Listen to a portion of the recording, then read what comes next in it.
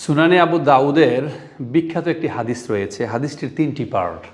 রাসূল সাল্লাল্লাহু আলাইহি ওয়াসাল্লাম বলেছেন, একজন মানুষ হকের উপর আছে, সত্যের উপর আছে, এটা জেনেও যখন সে তর্ককে পরিহার করে, অর্থাৎ তাকে নিয়ে কেউ বাজে মন্তব্য করছে, কমেন্ট করছে, ঝগড়া করতে আসছে, সে হকের উপর আছে এটা জেনেও যখন সে তর্ককে পরিহার করে, নবী মুহাম্মদ সাল্লাল্লাহু আলাইহি ওয়াসাল্লাম বলেছেন, আল্লাহ তাআলা গ্যারান্টি দিয়েছেন, নিশ্চয়তা প্রদান করেছেন, তার জন্যে জান্নাতের আঙ্গিনা একটি বিশাল বড় অট্টালিকা তৈরি করবেন।